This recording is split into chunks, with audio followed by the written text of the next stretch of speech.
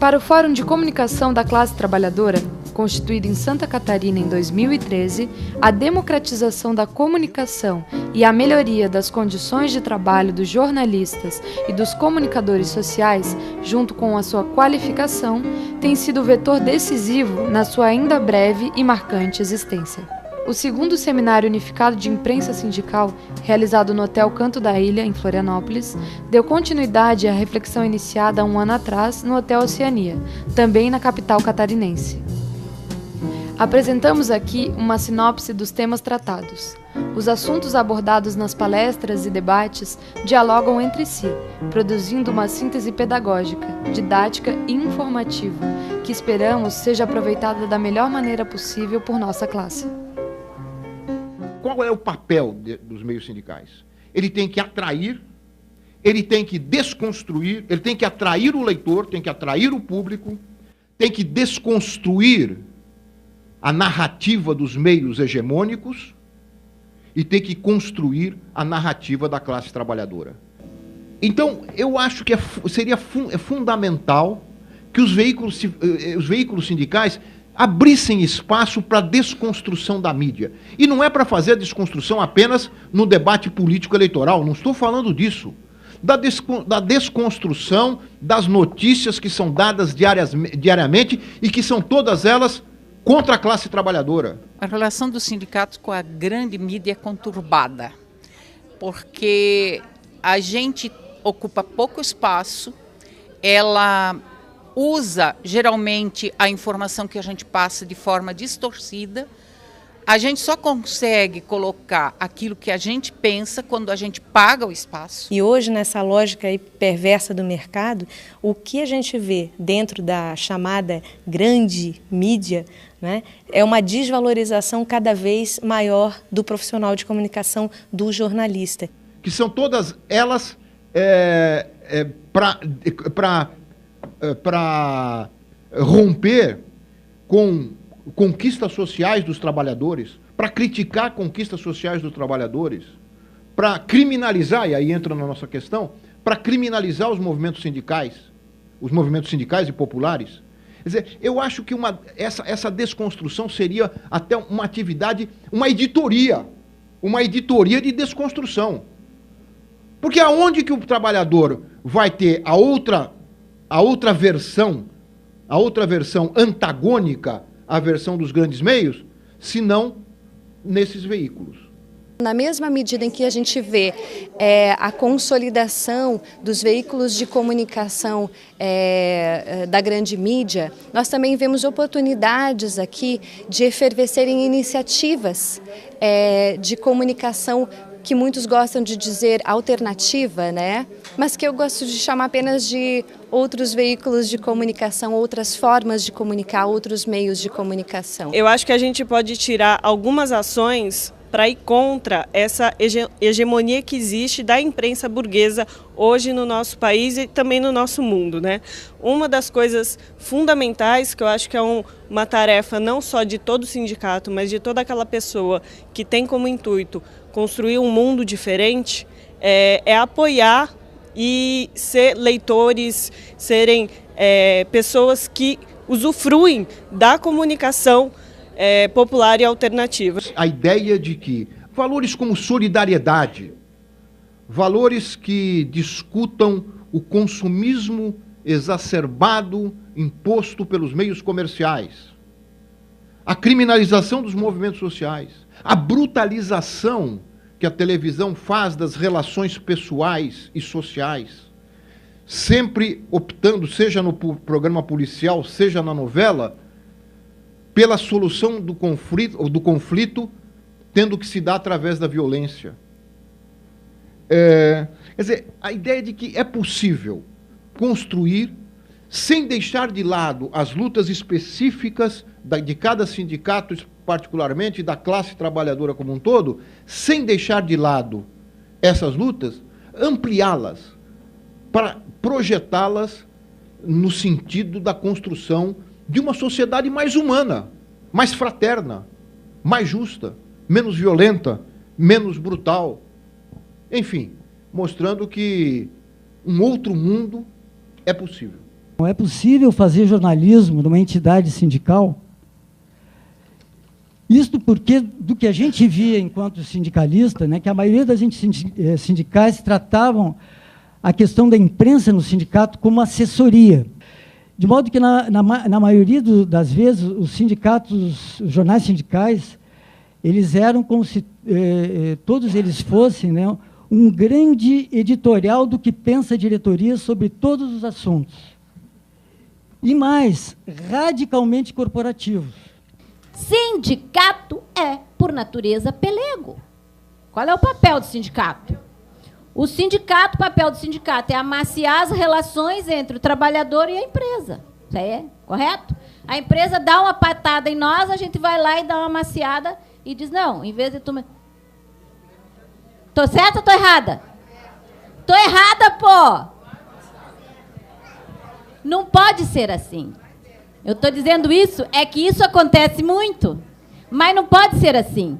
O sindicato tem também, além da dimensão corporativa, ele tem a dimensão histórico-política. O sindicato não pode se limitar a esse papel de amaciar as relações entre trabalhadores e patrões. Ele tem que extrapolar. É por isso que tem que sair do universo corporativo. Vocês estão ligados? Tem que sair. Eu saí da empresa sindical, e assim, né, nenhuma crítica ao meu sindicato, do momento em que eu vi que o projeto em que eu estava envolvido não era mais hegemônico. Do momento em que há uma pressão dizendo, não, não faz isso, não faz, vamos fazer uma revista mais simpática. Como é que é a revista mais simpática? E assim tem uma companheira, eu não vou falar o nome do sindicato, mas ela vai se sentir citada. Teve uma revista cuja capa era sobre vinho. Você imagina uma revista sindical que a capa é sobre vinho? Tipo de vinho, escola sobre vinho. Então, fazer imprensa sindical, independente se você é da CUT, da Conlutas, da CTB, hoje é um desafio. Pobre coitado do jornalista para fazer imprensa sindical. Porque a única coisa que não se faz é jornalismo. Mas como fazer concretamente de forma diferente? Né? Como fazer diferente? Primeira questão foi que a gente definiu o seguinte, olha, a posição da diretoria é editorial, é um editorial. Posição da diretoria de cabo a rabo, explicitar o que ela pensa sobre qualquer assunto é o editorial. O restante, a cobertura de outros eventos, mobilizações, tudo será feito contextualizando, né, aquele fato, entrevistando as pessoas da categoria, os dirigentes, e, eventualmente, também para fazer contraponto os próprios dirigentes da empresa. Né? E também que seriam feitas matérias que se colocava com um caráter mais investigativo, de reportagem, né, sobre a questão de saúde no trabalho, segurança, corrupção, política privatista, bem, todos esses assuntos, né, que são do interesse daquela categoria. A importância maior, acho que tudo está relacionado com a comunicação, né? E esse seminário ele vem para fortalecer ainda mais os laços entre nós, diretores, e passar todas as informações para a base. Isso é que é importante, ter uma base forte, um sindicato forte. E hoje o que a gente vê dentro da nossa categoria, jornalistas, e mais especificamente dentro desse nicho, jornalistas sindicais, é que a gente não pode se deixar ser engolido por esse sistema. Muito foi falado aqui no nosso seminário da visão de que algumas direções de sindicato têm, de que a gente seja apenas um redator, né, um secretário que vai escrever o que o dirigente quer que se escreva, vai apenas fazer um texto dentro daquelas ideias, e se perdeu, né, essa paixão, né, esse fazer da reportagem, da matéria jornalística, da investigação, e a gente precisa resgatar isso, né? A gente precisa mostrar isso para as entidades sindicais para qual a gente trabalha, da importância do nosso trabalho. Quando a gente fala em jornalismo, para muita gente ainda existe uma visão meio glamurosa, digamos assim, de que o jornalismo é uma profissão de glamour e na prática não é bem assim. A gente hoje pode estar entrevistando o governador, no entanto, daqui a algumas horas você vai estar subindo morro para tratar sobre a falta da água. Não pode ser uma coisa destoada da outra, que nem nós procuramos fazer no MST. O jornalista, enfim, as pessoas responsáveis para fazer essa parte da comunicação têm que fazer parte das decisões do sindicato também. Tem que ser militantes e engajados também. Não pode ser uma coisa separada da outra. A gente acaba confundindo um pouco o papel entre jornalista e ativista, né? Você está no calor da luta, nas ruas, aí uma vez já me perguntaram que se eu visse alguém apanhando, eu preferiria tirar a foto ou ajudar. Aí eu nem sei se eu sou uma boa jornalista, porque eu prefiro ajudar e o registro depois a gente vê como consegue fazer. Na verdade, eu acho que existe uma diferença básica entre trabalhar numa entidade sindical e trabalhar na empresa privada. Essa diferença seria a forma como você se relaciona com seus patrões. Eu acho que ainda existe dentro do meio sindical um diálogo muito mais aberto do que com o patrão da empresa privada, né? Por relações pessoais que eu tenho e por relatos de outras pessoas e a minha experiência dentro da imprensa sindical. Agora, no bojo, o que fica a gente tem muito trabalho, porque há uma conversão de mídias, né? Hoje se tem internet, a ideia de que a tecnologia iria facilitar a vida do jornalista é a maior mentira, o que acontece é o oposto. A tecnologia, ela criou mais coisas para o jornalista fazer. Na imprensa sindical, geralmente, a estrutura é super enxuta, então é um jornalista ou dois jornalistas, quando muito, e agora assumindo o papel das redes sociais, eu acho que isso prejudica a saúde do trabalhador, porque acaba impondo um ritmo muito violento de trabalho, porque se você não fizer isso, outra pessoa da rua, mesmo que não seja um profissional da comunicação, já está fazendo isso, então a notícia vai ficar velha. Então, assim, dá agilidade, mas também esse volume de trabalho alucinado, com poucas pessoas fazendo, torna o jornalista multifuncional. E eu acho que isso leva até ao adoecimento do profissional, né? É urgente, do meu ponto de vista, que trabalho com isso desde 94, que a gente organize essa grande confusão que é o mundo virtual. A internet, ela é um potencial e ela está sempre quase se realizando ou se realizando. Então, na verdade, o mundo virtual ele é uma organização da realidade. O caso que você citou do Bruno Teles, que foi um rapaz que ele foi criminalizado por ter tacado um coquetel Molotov, e quando isso foi no mesmo dia que o Carioca, que era um dos nossos repórteres, foi preso, e quando ele chegou na cadeia, o Carioca também estava lá, eles estavam ao vivo, e ele estava entrevistando o Bruno falou, olha, eu tenho certeza que eu não fiz o que eles estão me acusando que eu fiz. Por favor, quem tenha alguma prova, algum vídeo, alguma foto que mostre que eu não fiz isso, por favor, envia para o Mídia Ninja, envia para a gente, para eu poder provar a minha inocência. E aí, nessa madrugada, a gente recebeu 200 mil e-mails de gente com foto, vídeo, tudo, mostrando que ele não tinha feito. A gente conseguiu garantir a liberdade dele. É um caso que foi, inclusive, para o Jornal Nacional.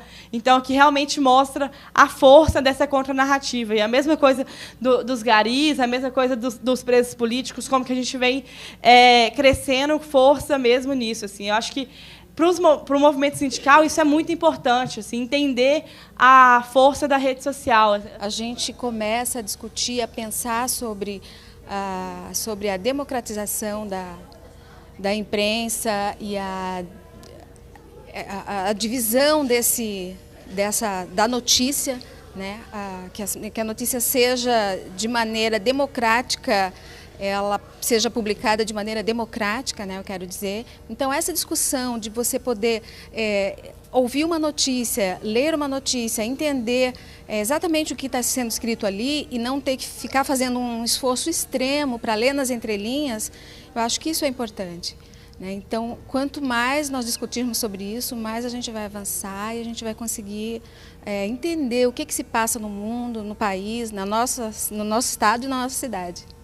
Parece que el debate sobre la ley de medios en la Argentina lo que permitió es exponer en forma transparente que todos hablan desde determinado lugar, que los medios de comunicación son grandes empresas que defienden determinados intereses y que los periodistas pueden ser más o menos honestos en la difusión y en el recorte que hacen de lo que sucede, pero que siempre lo informan desde un lugar determinado. El exponer ese lugar es lo que a muchos que se escudaban en un supuesto profesionalismo incomoda mucho. Cuando queda al descubierto que el ejercicio del periodismo no es un ejercicio aséptico.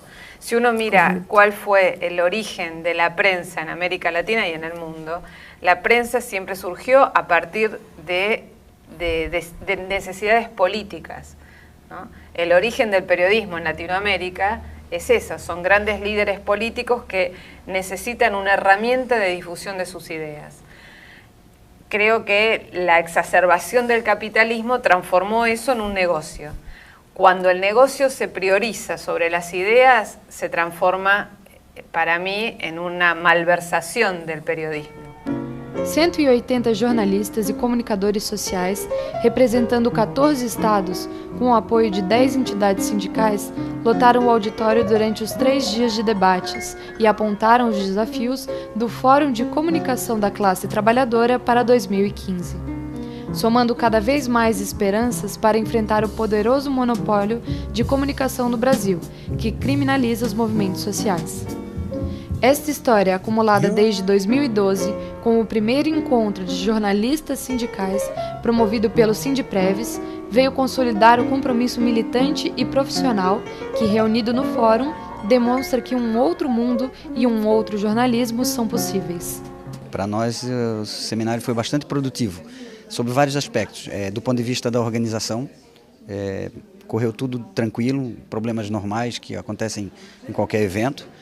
Trouxemos participantes de 14 estados do país, um número superior ao que compareceu no primeiro seminário, mas o maior ganho mesmo foi um ganho político, de poder levar a discussão da importância da comunicação nos sindicatos para outros lugares e principalmente foi importante para fazer um trabalho de conscientização dos dirigentes, que ao final de contas é quem discute com as categorias as políticas de comunicação para os sindicatos. Os jornalistas são executores, eles participam também do debate, mas são executores. Então o seminário foi importante por isso, ele dissemina, ele propaga a importância da imprensa sindical, discute os seus limites, as suas potencialidades e o importante também é que definimos já realizar, não é uma discussão que vai ser feita, ela já saiu como proposta de realizar no ano que vem o 3º seminário unificado, bancado também pelo Fórum de Comunicação. Uma outra coisa que eu destaco também foi o número de entidades que participaram efetivamente da organização e contribuíram efetivamente, financeiramente, com a construção do seminário. São as entidades que a gente citou ali, que é um número muito superior ao do ano passado. No ano passado a gente realizou o seminário em 5 entidades e esse ano 11 participaram efetivamente da construção dele.